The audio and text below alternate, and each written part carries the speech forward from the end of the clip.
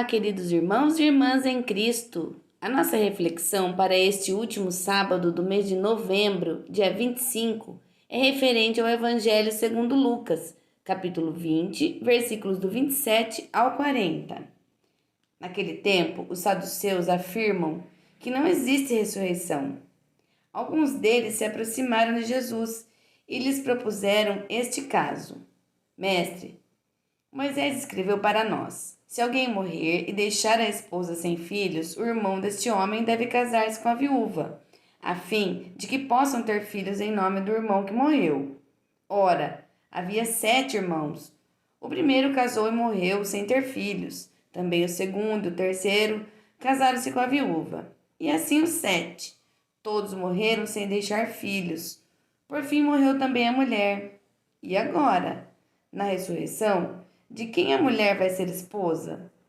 Todos os 7 se casaram com ela. Jesus respondeu: nesta vida, os homens e as mulheres se casam, mas os que Deus julgar dignos da ressurreição dos mortos e de participar da vida futura, não se casarão mais, porque não podem mais morrer, pois serão como os anjos, e serão filhos de Deus, porque ressuscitaram. E que os mortos ressuscitaram, já Moisés indica na passagem da sarça, quando chama o Senhor de o Deus de Abraão, o Deus de Isaque, o Deus de Jacó. Deus não é Deus de mortos, mas de vivos, pois todos vivem para ele. Alguns doutores da lei disseram a Jesus: foi uma boa resposta, mestre. E ninguém mais tinha coragem de perguntar coisa alguma a Jesus. Caras irmãs, caros irmãos, o Evangelho narrado por Lucas nos apresenta uma questão legal com uma pergunta. A mulher que se casa com 7 irmãos, onde todos morrem sem ter deixado descendência, será a mulher de qual dos irmãos? Para essa resposta, vamos começar a refletir com a leitura do primeiro livro dos Macabeus. O capítulo 6 desse livro nos fala sobre o rei Antíoco, que ouve falar de uma cidade célebre por suas riquezas.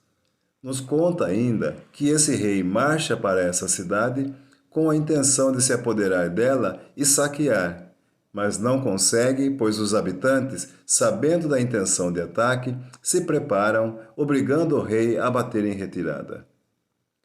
O autor do livro relata também que, após essa derrota, esse rei recebe notícias de que suas tropas haviam sido derrotadas pelo povo judeu, o que fez esse rei cair de cama e adoecer de tanta tristeza, pois as coisas não aconteceram como ele havia planejado, e juntando os amigos, passa a se lembrar das faltas cometidas no passado e reconhece que por isso irá morrer em terra estrangeira. Esse rei reconhece a morte eterna por querer acumular bens e riquezas tomadas como espólio dos povos vencidos por ele, e ainda queria exterminar, com o uso da força, a identidade de um povo. Por isso, sua morte é vista pelo autor como um castigo. Mas hoje sabemos que Deus não castiga, uma vez que Ele já sabe o que vai nos corações de cada um de nós. E o Evangelho de hoje não fala de morte, ao contrário, fala em vida e em vida eterna. Quando alguns saduceus que não acreditavam na ressurreição mais uma vez vão testar e tentar nosso Mestre Jesus Cristo com uma questão legal sobre a qual Moisés tinha escrito a seguinte regra ou lei: se alguém tiver um irmão casado e este morrer sem filhos, deve se casar com a viúva para garantir a descendência do irmão morto. E Jesus, que igual ao Pai conhece o coração dos homens, pacientemente espera que façam a seguinte pergunta. Haviam 7 irmãos. O primeiro se casa e morre, sem deixar filhos. O mesmo acontece com o segundo, o terceiro, o quarto, e sucessivamente, até o 7º. Todos se casam, sem, no entanto, deixar herdeiros. E por fim a mulher também morre. E se todos os 7 se casaram com a mulher, ela seria a esposa de qual deles? A resposta de Jesus é grande em sabedoria e serve para esse grupo de saduceus, para aquele rei e, quem sabe, para nós. Jesus responde que aqueles que forem julgados dignos da ressurreição dos mortos serão iguais aos anjos, Serão, então, filhos de Deus porque ressuscitaram. A resposta de Jesus nos faz pensar que a vida que temos hoje não se encerra aqui.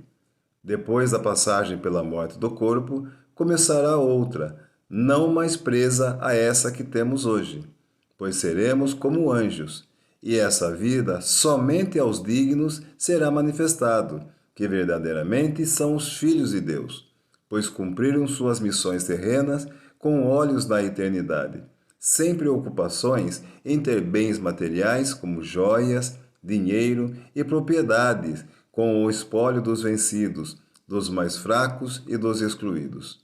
Ou bens pessoais, como a vida de pessoas dependentes de nossa boa vontade em herança e descendência. A resposta de Jesus para os saduceus, para o rei e para nós é cheia de sabedoria, porque é simples. Nossos verdadeiros tesouros, nossas verdadeiras riquezas, não estão nas joias, no dinheiro, nos bens materiais ou na posse de pessoas. Nosso verdadeiro tesouro está na outra vida.